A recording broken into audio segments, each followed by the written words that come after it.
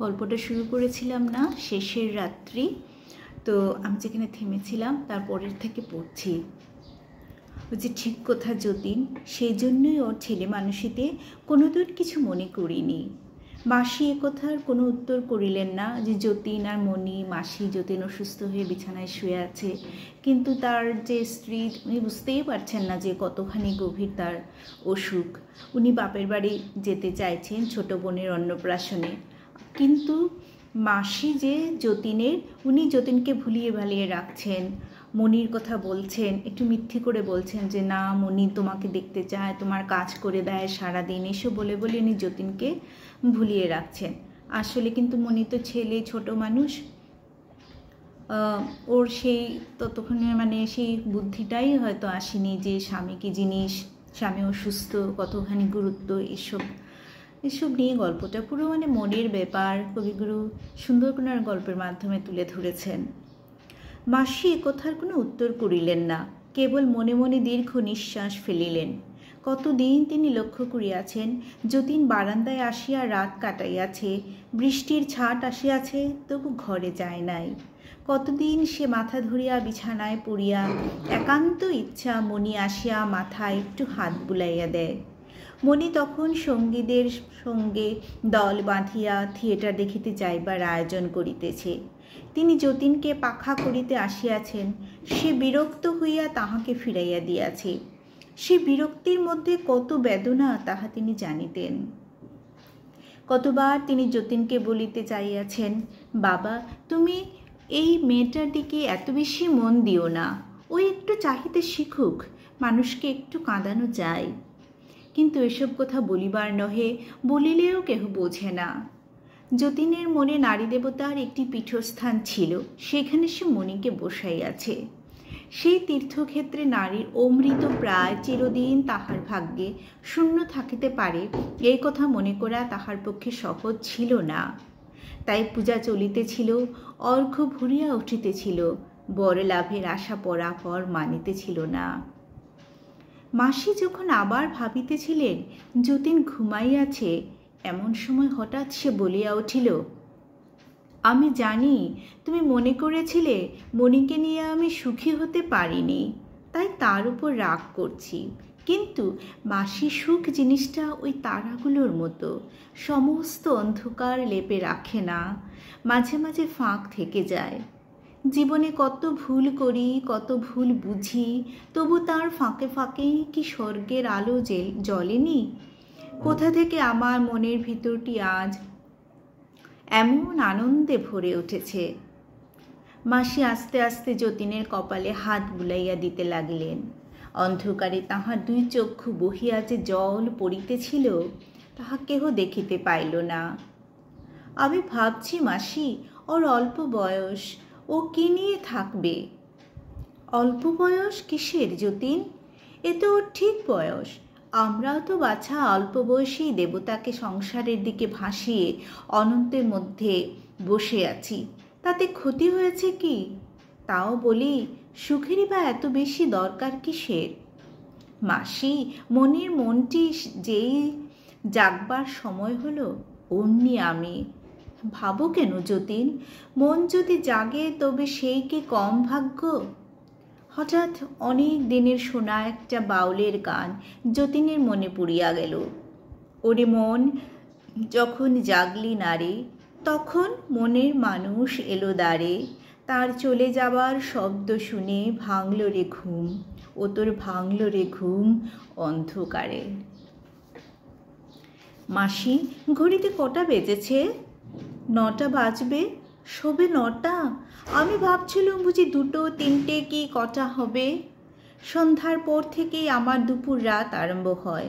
তবে তুমি আমার ঘুমের জন্য অত ব্যস্ত হয়েছিলে কেন? কালও সন্ধ্যার পর এইরকম কথা কইতে কইতে কত রাত পর্যন্ত তোমার আর ঘুম এলো না, তাই আজ তোমাকে সকাল সকাল ঘুমোতে বলছি। মণি কি ঘুমিয়েছে? না, সে তোমার জন্য মুসুরির ডালের স্যুপ তৈরি করে তবে ঘুমোতে যায়। বলো কি মাসি, মণি কি তবে? সেই তো তোমার জন্য সব পথ্যি তৈরি করে দেয়, তার কি বিশ্রাম আছে? আমি ভাবতুম মণি বুঝি মেয়ে মানুষের কি আর এসব শিখতে হয়? দায়ে পড়লে আপনি করে নেয়। আজ দুপুরবেলা মৌরালা মাছের যে ঝোল হয়েছিল তাতে বড় সুন্দর একটি তার ছিল। আমি ভাবছিলুম তোমারই হাতের তৈরি। কপাল আমার, মনিকে আমাকে কিছু করতে দেয়? তোমার গামছা তোয়ালে নিজের হাতেই কেচে শুকিয়ে রাখে। জানে যে কোথাও কিছু নোংরা তুমি দেখতে পারো না। তোমার বাইরের বৈঠকখানা যদি একবার দেখো তবে দেখতে পাবে মনি দুবেলা সমস্ত ঝেড়ে মুছে কেমন তকতকে করে রেখে দিয়েছে। আমি যদি তোমার এ ঘরে ওকে সর্বদা আসতে দিতুম তাহলে কি আর রক্ষে রাখত? ও তো তাই চায়। মনির শরীরটা বুঝি? ডাক্তাররা বলে রোগীর ঘরে ওকে সর্বদা আনাগোনা করতে দেওয়া কিছু নয়। ও মন বড় নরম কিনা, তোমার কষ্ট দেখলে দুদিনে যে শরীর ভেঙে পড়বে। মাসি, ওকে তুমি ঠকিয়ে রাখো কি করে? আমাকেও বড্ড মানে বলেই পারি, তবু বারবার গিয়ে খবর দিয়ে আসতে হয়। ওই আমার আরেক কাজ হয়েছে। মাসি কীরকম ভুলিয়ে ভুলিয়ে কথা বলে যতীনকে সব ভুলিয়ে রাখছে। আকাশে তারাগুলো যেন করুণা বিগলিত চোখের জলের মতো জলজল করিতে লাগিল। যে জীবন আজ বিদায় লইবার পথে আসিয়া দাঁড়াইয়াছে, যতীন তাকে মনে মনে কৃতজ্ঞতায় প্রণাম করিল। এবং সম্মুখে মৃত্যু আসিয়া অন্ধকারের ভিতর হইতে যে দক্ষিণ হাত বাড়াইয়া দিয়াছে, যতীন স্নিগ্ধ বিশ্বাসের সহিত তাহার উপরে আপনার রোগ ক্লান্ত হাতটি রাখিল। একবার নিঃশ্বাস ফেলিয়া একটুখানি উসখুস করিয়া যতীন বলিল, মাসি, মনে যদি জেগেই থাকে তাহলে একবার যদি তাকে। এখনই ডেকে দিচ্ছি বাবা। আমি বেশিক্ষণ তাকে এ ঘরে রাখতে চাইনি, কেবল 5 মিনিট। দুটো একটা কথা যা বলবার আছে। মাসি দীর্ঘ নিঃশ্বাস ফেলিয়া মনিকে ডাকিতে আসিলেন। এদিকে যতীনের নাড়ি দ্রুত চলিতে লাগিল। যতীন জানে আজ পর্যন্ত সে মনির সঙ্গে ভালো করিয়া কথা জমাইতে পারে নাই। দুই যন্ত্র দুই সুরে বাঁধা, একসঙ্গে আলাপ চলা বড় কঠিন। মনি তাহার সঙ্গিনীদের সঙ্গে অনর্গল বকিতেছে, হাসিতেছে। দূর হইতে তাহাই শুনিয়া যতীনের মন কতবার ঈর্ষায় পীড়িত হইয়াছে। যতীন নিজেকেই দোষ দিয়াছে। সে কেন অমন সামান্য যাহা তাহা লইয়া কথা কহিতে পারে না যে তাহাও তো নহে। নিজের বন্ধু বান্ধবদের সঙ্গে যতীন সামান্য বিষয় লইয়া কি আলাপ করে না? কিন্তু পুরুষের যাহা তাহা তো মেয়েদের যাহা তাহার সঙ্গে ঠিক মেলে না। বড় কথা একলাই একটানা বলিয়া যাওয়া চলে, অন্যপক্ষ মন দিলেও কি খেয়াল না করিলে নয়। কিন্তু তুচ্ছ কথা নিয়ত দুই পক্ষের যোগ থাকা চাই। বাঁশি একাই বাজিতে পারে, কিন্তু দুইয়ের মিল না থাকলে করতালের খচমচ জমে না। এই জন্য কত সন্ধ্যাবেলায় যতীন মনির সঙ্গে যখন খোলা বারান্দায় মাদুর পাতিয়া বসিয়াছে, দুটো চারটে টানাপোনা কথার পরেই কথার সূত্র একেবারে ছিঁড়িয়া ফাঁক হইয়া গেছে। তাহার পরে সন্ধ্যার নীরবতা যেন লজ্জা মরিতে চাইয়াছে। যতীন বুঝিতে পারিয়াছে মনি পালাইতে পারলে বাঁচে। মনে মনে কামনা করিয়াছে কখনই কোনো একজন তৃতীয় ব্যক্তি যেন আসিয়া পড়ে। কেননা দুইজনে কথা কহা কঠিন, তিনজনে সহজ। মনি আসিলে আজ কেমন করিয়া কথা আরম্ভ করিবে, যতীন তাহাই ভাবিতে লাগিল। ভাবিতে গেলে কথাগুলো কেমন অস্বাভাবিক রকম বড় হইয়া পড়ে।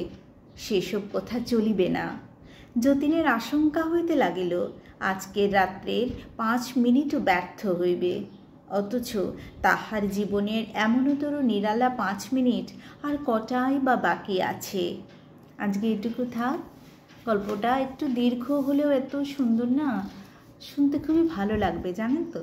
আপনারা শুনবেন। আমি পরে আরেকটু আছে, সেটা পড়ে নেব। আর কমেন্ট করে বলবেন প্লিজ কেমন হচ্ছে। আজ আসি।